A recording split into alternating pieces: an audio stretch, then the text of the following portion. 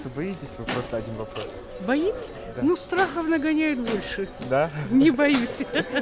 К сожалению, не все понимают всю серьезность и глобальность проблемы. Несмотря на все предупреждения и просьбы оставаться дома и не собираться в местах массового скопления людей, на рынке фабрика все так же многолюдно. Тех, кто все же боится коронавируса, намного больше. И выходят они из безысходности. Потому что больше некому. Садись у вас, например. Ага. Соси арциелч. Ага. Я знаю, что у меня возраст уже большой, но Ага. Какими-то мерами предосторожности пользуетесь?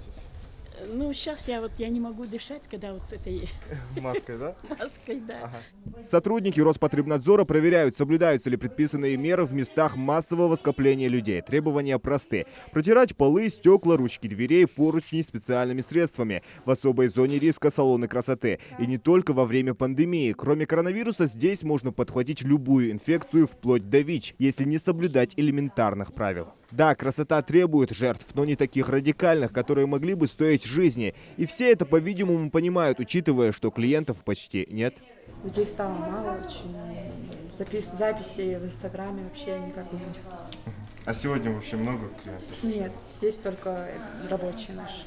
Заглянули сотрудники Роспотребнадзора и в еще один салон, где застать никого не получилось. Ни клиентов, ни самих работников. Видимо, уже узнали о массовых проверках. Никого мы, походу, не видели здесь. Опустели и кафешки. Посещаемость, по словам владельцев, упала на 30%. Сейчас многие предпочитают пользоваться доставкой еды. Продавцам-консультантам особенно необходимо быть в защитных масках и перчатках. Правда, застать в такой экипировке так никого и не получилось.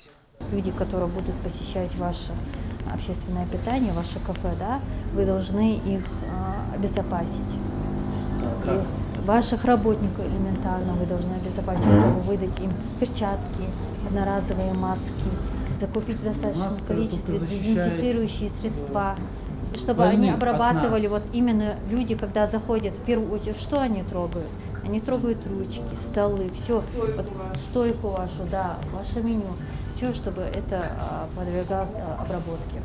Посещаемость торговых центров все так же остается высокой. Людей немало и на улицах. Совершать покупки, ходить за продуктами люди все-таки вынуждены. Продавцы в один голос твердят, частота посещаемости не изменилась. Не знаю, как прежде. Как прежде, да? Да, ладно, прежде. Ничего, никакого изменения нету. А вы боитесь как-то заразиться коронавирусом? Пользуетесь какими-то мерами предосторожности? Конечно, руки моют. Очень даже, очень даже. И сейчас вот с лимоном чай пью. Сотрудники Роспотребнадзора стараются держать ситуацию на контроле и продолжают повторять и просить людей соблюдать простые, но такие важные правила. А что гораздо важнее, в лишний раз не выходить из дома. Обезопасили бы себя, своих близких.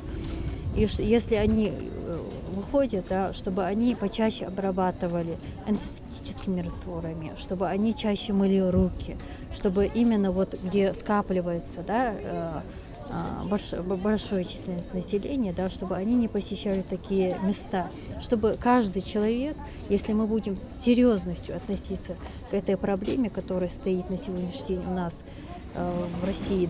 Случаев заболевания в Ингушетии пока не зафиксировано, но тем не менее это не повод расслабляться. Сотрудники Роспотребнадзора за всей ситуацией наблюдают нервно, но не в сторонке, хотя хотелось бы, ведь именно они понимают, насколько опасными могут быть последствия. А медики по всей стране в свою очередь запустили в соцсетях масштабный флешмоб с призывом не выходить из дома.